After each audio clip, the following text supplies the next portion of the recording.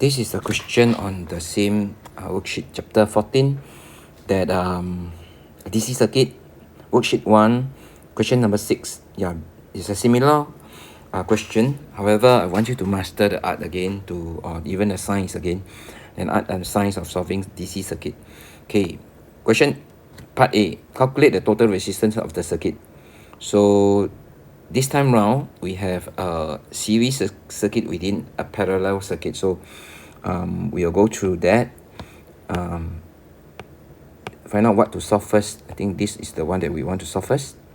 Okay, so 8 plus 2 equal to 12 ohm. So now we highlight that. Yeah. So now we see that actually there are two parallel 12 ohm resistor equivalent to that. Yeah, or to further illustrate that. Okay, 12 ohm resistor. Hence, we can actually solve this first. This part of it. Yeah, using inverse law. So, solve this part using inverse law. Okay. Then after that, add the R1 onto it. Okay, so let's write it down. R total, because the 6 ohm or R resistor or the R1 is in series, so we can straight away write it out that equal to R1 plus the inverse of, okay, 1 over 12 and plus this one is 1 over 12 also, because 8 plus 4 is 12. So in the end will work out to be equal to 6 ohm plus, okay, the inverse of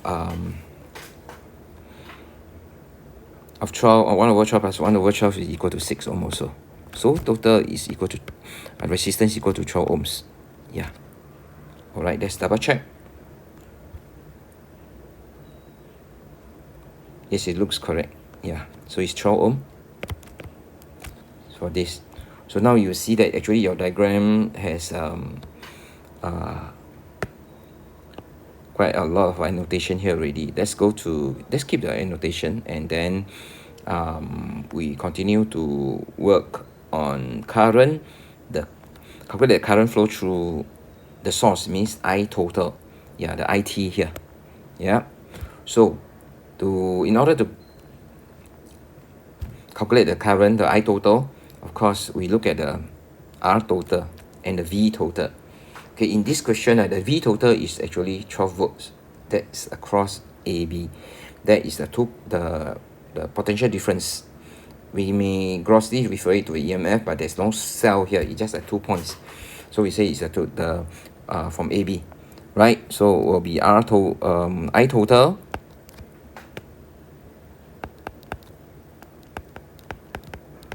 equal to R total, not V total, sorry. V total divided by R total. That's why I said V total is 12 volt, because that is the main EMF or main potential difference that's covering all the resistors in the cluster of series and mixture of the series and parallel. Okay, so just now we work out that there was 12 ohm from A, right, for the R total. Then our current is equal to 1 ampere. So pretty straightforward. Alright, okay, so let's label. I total equal to, label it 1 ampere. Just put it here. So we know that actually 1 ampere also flow through R1.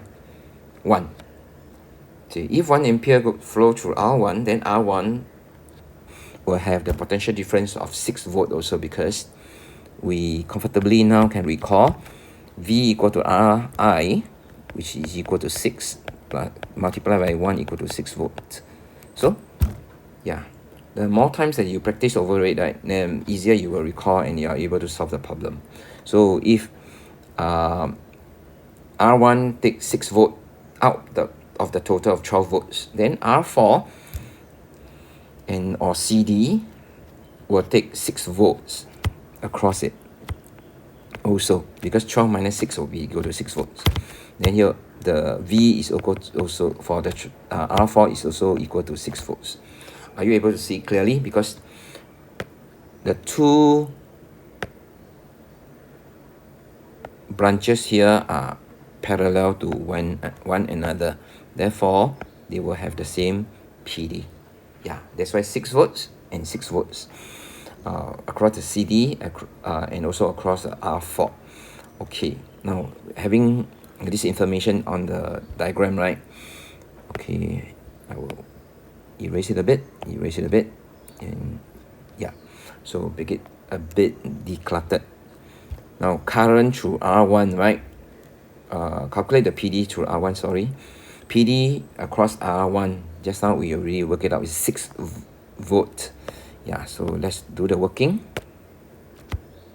V equal to Ri equal to 6 multiplied by 1 ampere. So equal to 6 volt. Alright. Then PD across CD. Just now I already explained. PD across CD plus PD across R1 equal to 12. Yeah. So we work out to be 6 volts because the 12 equal to 6 minus PD V over CD. Then V over CD equal to 6 volt. Yeah, 6.0 volt. Yeah, so we can move on to part C. Yeah, part C, current through I1 and I2. I1 is here and I2 is here, right? So we kind of, since we already know, you look at the diagram, the circuit diagram, that you already worked it out that actually the total resistance for the branch or the voltage for the branch, actually you can easily work out the I. Yeah, and also if I work on the 4 ohm resistor, is also very easy, equal to V over R equal to 6 divided by 12 equal to 0.5 ampere. And you work out the same on CD or the R2 and R3 equal to 12 volt. Then not 12 volt, 6 volt, I'm sorry. Yeah, I saw the 12 is 12 ohm. 6 volt, then divided by 8 plus 4. Yeah, so equal to 0.5 ampere. Yes, 0.5 ampere and 0.5 ampere here works out to be, you see, 1 ampere here. And 1 ampere you work up just now, it was the IT, the I total also. So from the sum of the current from the in and sum of the current from in equal to sum of the current that's out of a node here. So which is equal. So we verify that the calculation is correct. Yeah. So let's go to our question. That I1, right, equal to V1 divided by R1. Let's see, I1 VCD divided by, I would say this, R2 plus R3. Yeah, to be very specific, R2 plus R3 is equal to 12 volt or 6 volt. Just now we say is 6 volt. 6 divided by 12 equal to 0.5 ampere.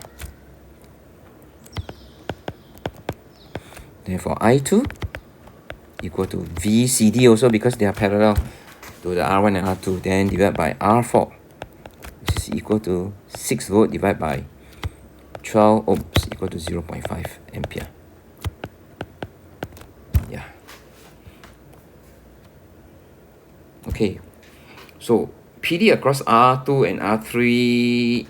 Let's see, where is R2 and R3? R2 and R3, they are separate resistors. So of course, to find out the PD across it, we just do it this way. Individually, V equal to Ri, right? On this,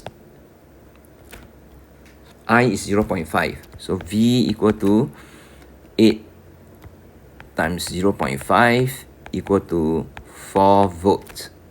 And then for this,